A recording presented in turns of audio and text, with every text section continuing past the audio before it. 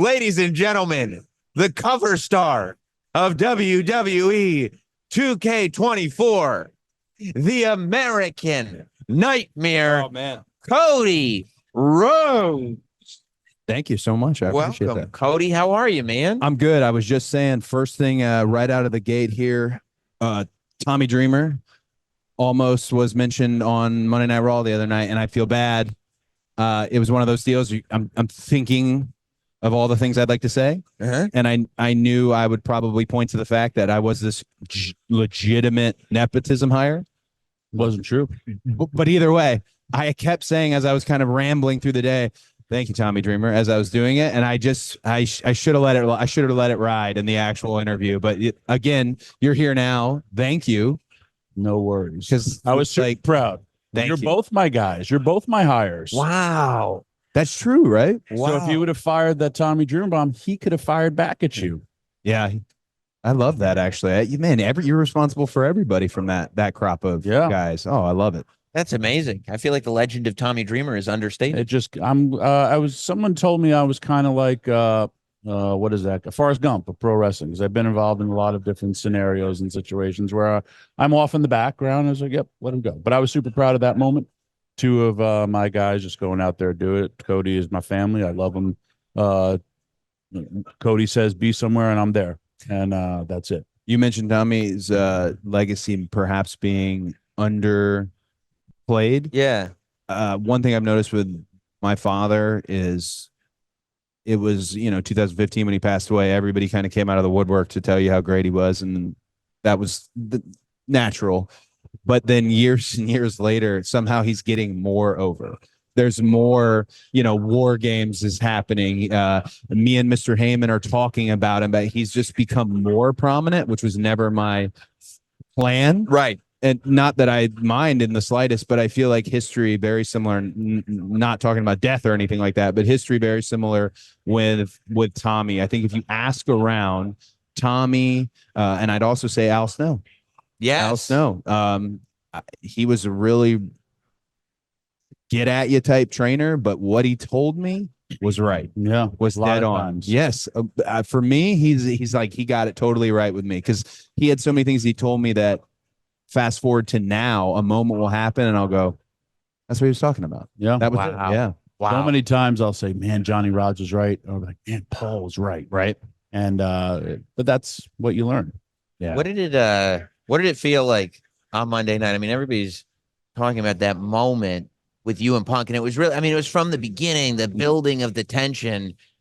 But that face-off, to me, like as a fan that's watched everything, it's rare. It's one thing when you have dueling chants. Yeah. But it's another thing when the chants just kind of muffle each other out and it's just noise. And that's what we got. I don't know how you feel about it, but the only thing I could compare it to, like I started, and I didn't think I was going to get these vibes. I started getting Hogan Warrior vibes. Oh, interesting. When you guys looked at each other, I thought it was I love that. big of a deal. How did it feel? So you mentioned kind of the muffling of the sounds all together.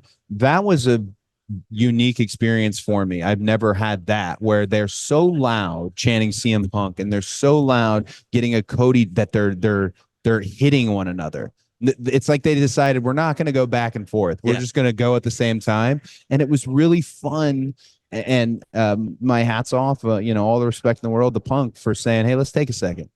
Let's take a second. It was really fun to feel that. But the thing I take away from it the most is I have really loved this WWE run because it's real.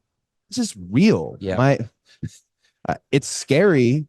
And I know there are people, hey, you got to detach, this one guy in the ring versus who you are at home. I'm not capable of detaching.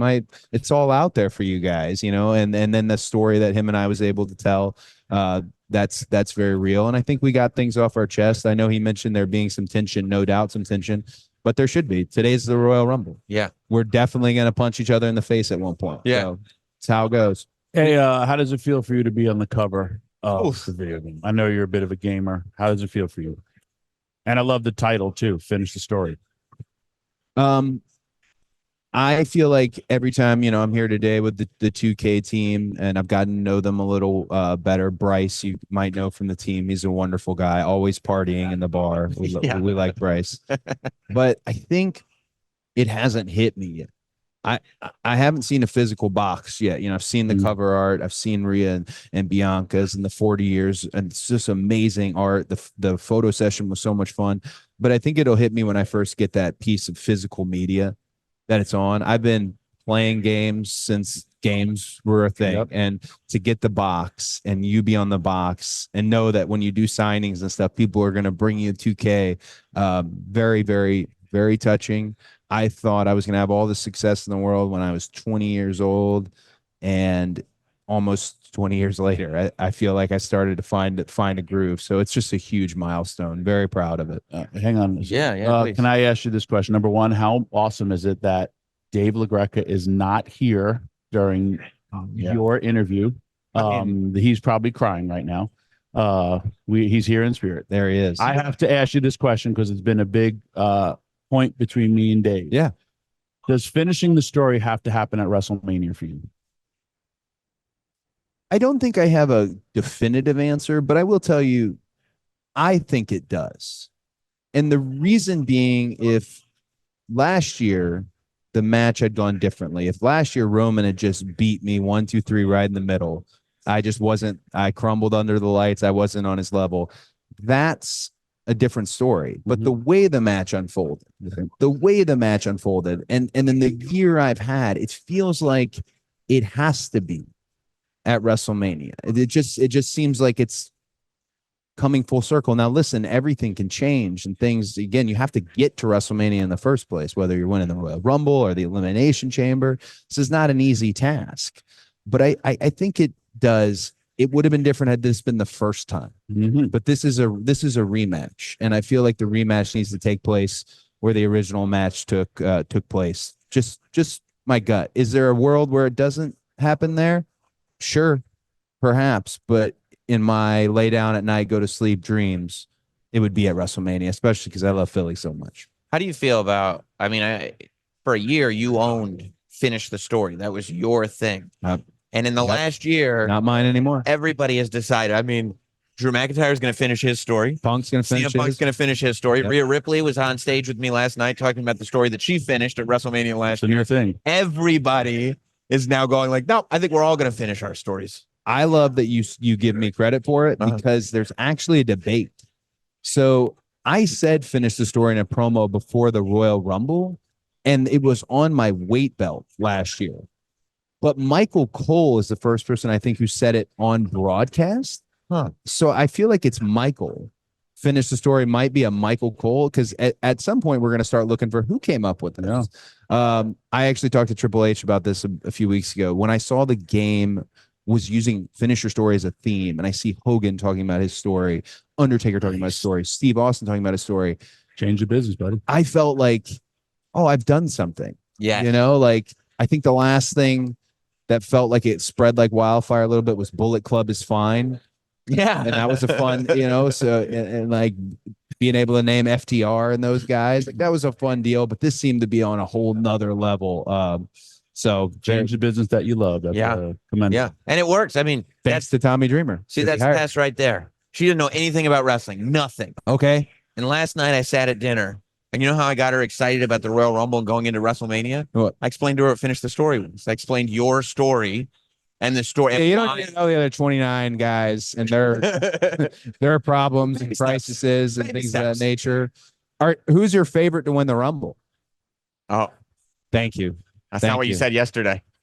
That's not what she said. Odds are, I saw the latest odds have Punk just ahead of me. That's what she said yesterday. Yeah, it's not a bad bet. I'm not, Well, Cody, you've got a lot of people that want to talk to you about being on the cover of this video game and going into the Rumble and everything that you've got. So we're going to release you to do that. But we appreciate you sitting down with us. And even though Dave LaGreca, who claims he cares more about you finishing the story than anybody, decided to take a cruise instead of watching you take that first step. So Dave, I will say this, the last thing about Dave, I did give Dave a little bit of a nudge that he could calm down.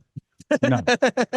And he said no, he's going to go even harder. And that That's amazing. Yeah, it's like feeding your daughter cookies before bed. Do you understand what you just did? Yes, yes. You can't do that. But It's not normal. I really appreciate Dave's constant support, and I do feel like Dave gets the story more than most people. So He's living it vicariously through you. well, That's right. That's right. he's in my phone as Bubba's co-host. So I gotta change that. Thank you, Dave. Cody, thank you. I appreciate it, man.